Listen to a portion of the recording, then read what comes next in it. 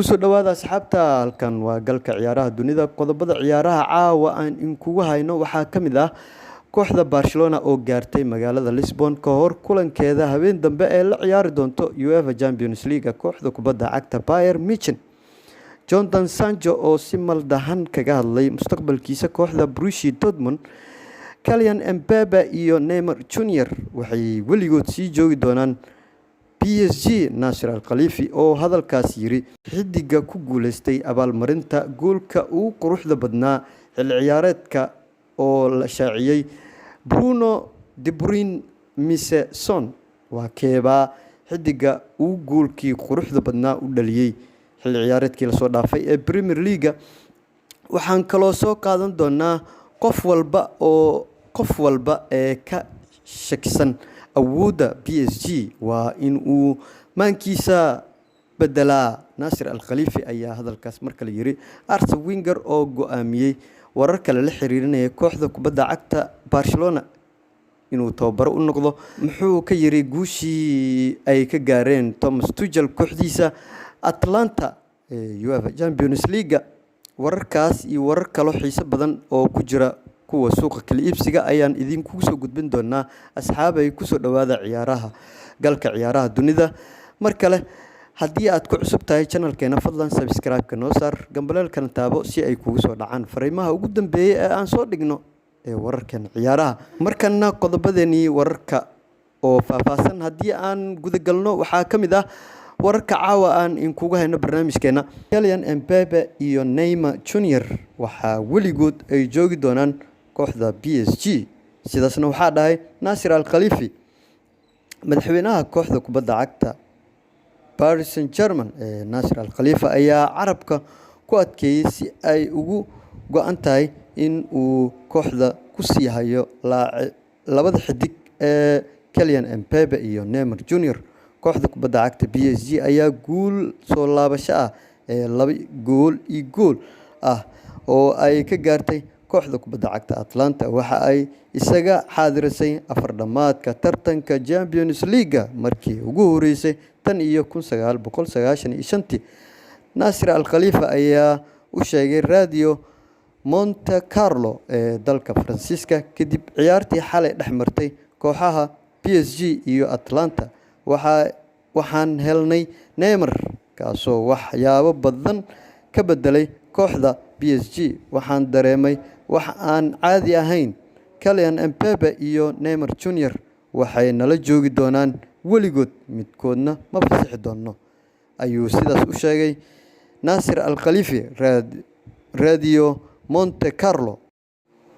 wararkeena kale ee ciyaaraha waxaa ka mid ah muxuu ka yiri Thomas Tuchel guushii soo laabashada ahayd ee ay ka gaareen kooxda kubadda cagta Atlanta. tababaraha kooxda kubadda cagta Paris Saint-Germain ee Thomas Tuchel ayaa sheegay in naadiga reer Talyaani ee Atlanta aysan u qalmin inay u gudubto wareegga afardhamaadka ee tartanka UEFA Champions League. kooxda kubadda cagta PSG ayaa guul soo laabasho ah ee 2 gool ah ay ka gaartay kooxda kubadda cagta Atlanta. waxay isaga xaadirisay afardhamaadka tartanka UEFA Champions League markii ugu horeysay tan iyo 1995.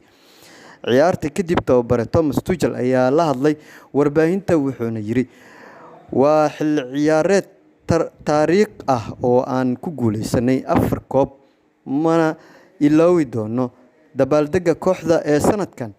waxaan dareemay inaan goolal dhalin doono. waxaan u sheegay kaaliyaasheeda haddii aan gool dhalino inaan guuleysan doono. kadib dhammaadka ciyaarta waxaan dhihi karnaa guusha aan gaarnay waa mid aan u qalanay.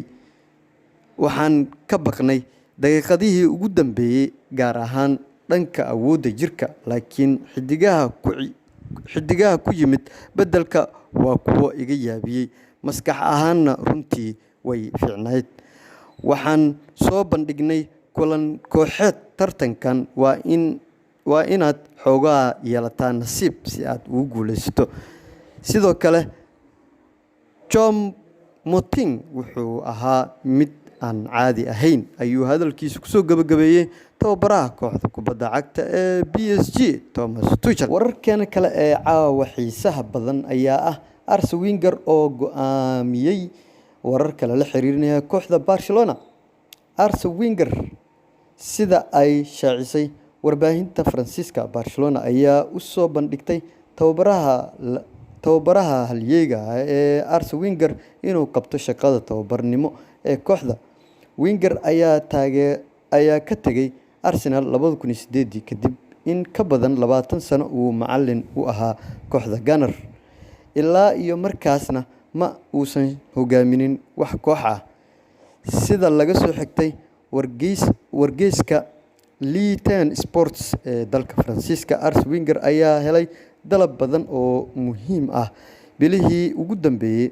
Laga yaabaa in dalabkii ugu muhiimsanaa uu ahaa kii kaga yimid kooxda kubadda cagta Barcelona ee raadinaysa tababare cusub xilli ciyaareedka soo socda. Waa haddii uu ku guuldareysto tababaraha hadda haya inuu ku guuleysto tartanka Champions League. Si kastaba ha noqotee, Arsene Wenger ayaa diiday dalabka Barcelona sababo lala xiriirinayay inuusan ku qanacsanayn mashruuca Barcelona. Goor sii horeysay, Wenger wuxuu caddeeyay in uu doonayo inuu ku laabto shaqada tababarnimo. Wuxuu yiri, Wenger, maalin walba waxaan rabaa in aan ku laabto shaqada tababarka. Waxaan ku dhex noolaa noloshayda oo dhan, laakiin ma samayn doono dadaal badan sababtoo ah waxaan ahay 70 jir wax badan qabtay. Wenger oo hadalkiisii wato ayaa dhahay, waxaan rabaa inaan si daacad ah u sheego, waxaan rajeynayaa inaan ku laabto tababarka, ayuu hadalkiisii kusoo gabagabeeyey Arsene Wenger, tababarihii hore ee kooxda kubadda cagta Arsenal. Xiddiga da'da yar ee reer England ee Jadon Sancho ayaa si maldahan u sheegay in uu muddo dheer la sii joogi doono kooxda Borussia Dortmund. Jadon Sancho ayaa ka mid noqday bartilmaameedka ugu waaweyn ee suuqa kala iibsiga xagaagan. Waxaa in muddo ah lala xiriirinayay xiddigan kooxaha ka ciyaara horyaalka Premier League, Manchester United iyo Chelsea. Si kastaba ha noqotee, Blues ayaa ka baxday tartanka si ay diiradda u saarto xiddiga Bayer Leverkusen ee Kai Havertz, halka Manchester United-na iyadana ugu dambeyntii ay isaga hartay wadahadallada ay ku dooneysay laacibkan kadib markii ay kooxda reer Germany sare u qaaday qiimaha ay ku iibinayso xiddigan.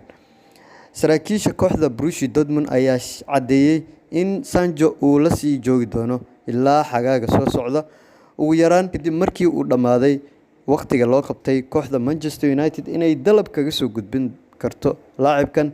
Haddaba Jadon Sancho ayaa wareysi uu dhowaan bixiyay wuxuu si maldahan kaga hadlay mustaqbalkiisa kooxda Borussia Dortmund, wuxuuna sheegay, waan jeclahay inaan la sii joogo ama la sii ciyaaro kooxdan.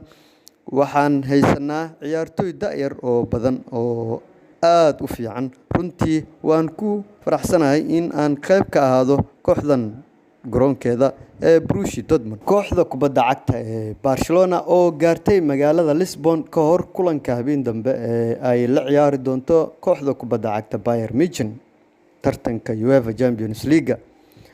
Kooxda kubadda cagta Barcelona ayaa gaartay magaalada Lisbon ee dalka Portugal ka hor kulankeeda sideed-dhamaadka ee Champions League. Naadiga reer Spain ayaa kulan adag waxa ay habeen dambe halkaas kula ciyaari doontaa kooxda reer Germany ee Bayern Munich marka ay saacadda Geeska Afrika ay tahay 10 habeenimo. Kulanka oo ah mid kala bax ah oo kooxdii adkaata waxa ay iska xaadirin doontaa afar-dhamaadka Champions League, waxa ayna la ciyaari doontaa naadigii soo adkaada Lyon iyo Manchester City. Kabtanka kooxda kubadda cagta Barcelona ee Lionel Messi ayaa hogaaminaya kooxda kubadda cagta Barcelona ee gaartay magaalada Lisbon ka hor kulanka habeen dambe ee Champions League ay la ciyaari doonto kooxda kubadda cagta Bayern Munich. Waa kulan aad iyo aad u weyn oo ay dadweyne fara badan oo caalamka ku nool ay wada sugi doonaan.